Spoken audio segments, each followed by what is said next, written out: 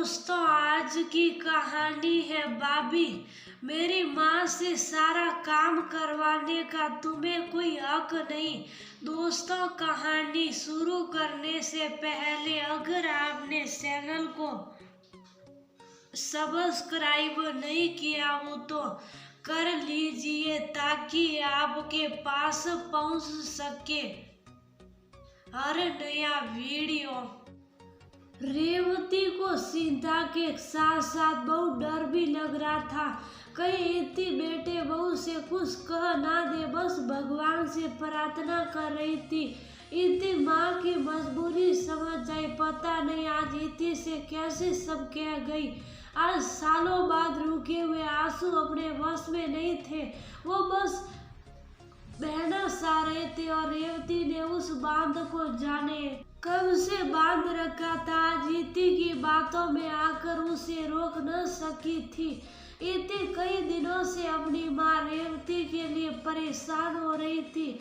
माँ को जब भी फोन करे वह ठीक हो, सब ठीक है कहकर ज्यादा इति से ही सवाल करने लगती थी। पर आज जब फोन कर रही थी तो माँ कोई जवाब नहीं दे रही थी। कई दसियों बार फोन करने पर रेवती ने फोन उठाया। कहाँ थी माँ, कब से फोन कर रही हो। सोचा भाभी के फोन पर कर लूं, पर उनका फोन एक बार में लग जाए ऐसा हुआ है कभी। बिजी ही रहता हमेशा। अच्छा ये बताओ सो रही थी क्या, तबीयत ठीक तो है ना। परेशान इति ने पूछा। हाँ बेटा ठीक ही है। रेवती बहुत धीरे धीरे बात कर पा रही थी। इति समझ गई माँ की तबीयत ठीक नहीं है। माँ बुखार हुआ है, तुम्हें दवाई ली। इति ने पूछा। ले लूंगी बेटा, तू जादूगरनी है ना भी बताओ तो पता कर लेती। रेवती जी बेटी से लाड में बोली। जैसे आप समझ जाती हो, भाभी को बोला ना वो दवाई दे देगी, तुम आराम करो, मैं भाभी से बोल देती हूँ। अरे नहीं नहीं इति, सुनैना को कुछ मत बोल, मैं बस 2 साल फुलके बना कर रख दूं, फिर खुद ही दवा ले लूंगी। रेवती ने जल्दी से इति को फोन करने मना करते हुए कहा। माँ तुम्हारी तबीयत ठीक नहीं, फिर भी तुमको फुलके बनाने भाभी बना लेगी, तुम आराम करो, मैं फोन करके उनको बोल देती हूँ। इति माँ को हल्की डांट लगाकर बोली। नहीं इति, तुम ऐसा कुछ मत करना बेटा, नहीं तो बिना बात घर में कहाँ सुनी हो जाएगी। रेवती जी मनवार करते हुए बोली। मतलब माँ, इति आरसी से पूछी। कुछ नहीं बेटा, बस इतना समझ, ये तेरा घर नहीं जहाँ तू दखल अंदाजी करे, बस तू अपने घर में खुश रह। रेवती उदास होकर बोली। इति ने बहुत पूछा तो रेवती सालों के बंद दरवाजे खोल दी। सुनैना सबके सामने बहुत अच्छी बनकर रहती है, पर पीछे से सास को जरा भी नहीं समझती। तबीयत खराब हो तो कहेगी ऐसा क्या हो गया जो काम नहीं कर सकती।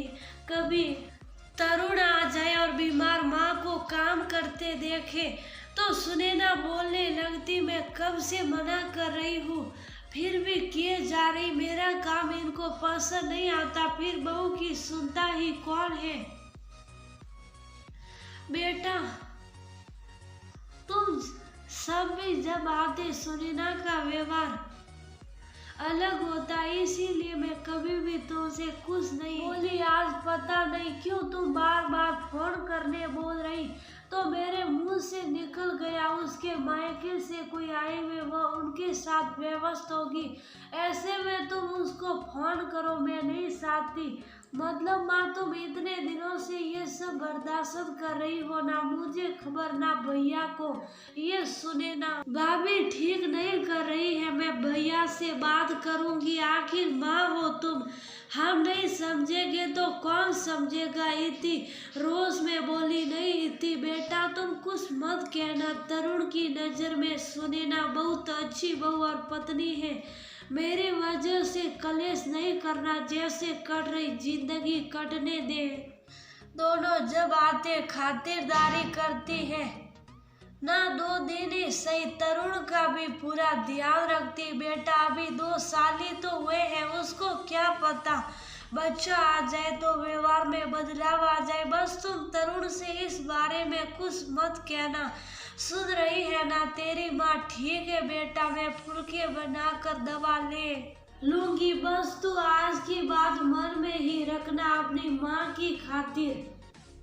रेवती ने कहा, पर माँ तुम ऐसे कब तक? अच्छा माँ, अपना ख्याल रखना और अब से मुझसे कुछ मत छिपाना। कम से कम तुम मुझे कहकर मन हल्का तो कर सकती हो। इतनी बूझे मन से फोन रखी रेवती। फुलके बनाते हुए बस यही सोच रही थी, कहीं इतनी तरुण से कुछ ना कह दे, नहीं तो घर में कलह हो जाएगा जो वह जीते जी नहीं चाहती थी। इतनी माँ के दर्द को कैसे कम कर सकती थी, ये सोच रही थी। वो भी समझ गई, भैया जानेंगे तो भाभी को ही डांटेंगे, पर अपने घर की शांति के लिए, माँ के त्याग की खातिर अभी चुप रहेगी, पर वक्त आने पर माँ के लिए आवाज उठाएगी जरूर। कुछ दिनों में रेवती जी की तबीयत ज्यादा बिगड़ने लगी तो इतनी अपने माँ के पास रहने आ गई ताकि माँ को कोई तकलीफ ना हो। अब घर की सारी जिम्मेदारी सुनैना के ऊपर आ गई थी। इस वजह से वह थोड़ी चिड़चिड़ी होने लगी, क्योंकि इतना काम अकेले उसने कभी किया ही नहीं था। आज छुट्टी का दिन था। सुनैना रसोई में काम कर रही थी, तभी उसकी माँ का फोन आ गया। सुनैना अपनी माँ से अपना दुखड़ा सुनाने लगी।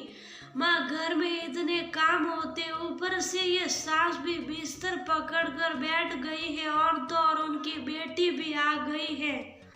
पहले तो सास बहुत कुछ कर देती थी और मैं बस थोड़ा करके वाहवाही लूट लेती थी, पर अब इस सब की सेवा मेरे से नहीं होगी। ये तरुण भी अपनी फरमाइश लेकर बैठे हैं। आज वह मालपुए बनाओ जो हर बार तुम बनाती थी। अब कैसे बताऊं कि उसका सारी तैयारी तो मम्मी जी कर देती थी, मैं तो बस निकाल कर खिलाना जानती हूँ।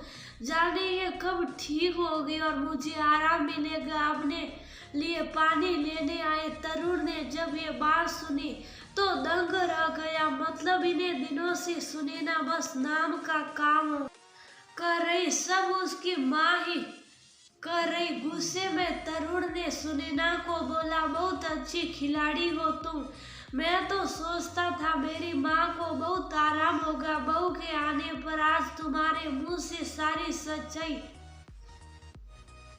बाहर आ गया। आज से अभी से कान खोलकर सुन लो, मेरी माँ और बहन बहनोई के लिए जो तुम्हारे मन में पहले निकाल दो, और रहना है तो अच्छी बहू बनकर रहो। अरे इतना प्यार और मान देते सब तुम्हें, कम से कम उसका मान तो रखती। आज के बाद मेरी माँ तुम्हारी मदद करना चाहे तो जरूर करे, पर उनसे सारा काम करवाने का तुम्हें कोई हक नहीं। सुनकर सुनैना के पैरों तले जमीन खिसक गई। वो समझ गए कि आज पति कुछ भी सुनने वाले नहीं। सो साफ अपनी गलती की माफी मांग ली और आगे से सास का पूरा ध्यान रखने का वचन दिया। दूर खड़ी थी अपने भाई के फैसले पर खुश हो रही थी, वही माँ की सूफी को एक हद तक सही समझ रही थी। कई बार बात बोलने से ज्यादा देखकर जल्दी समझ आता है, वो समझ गई।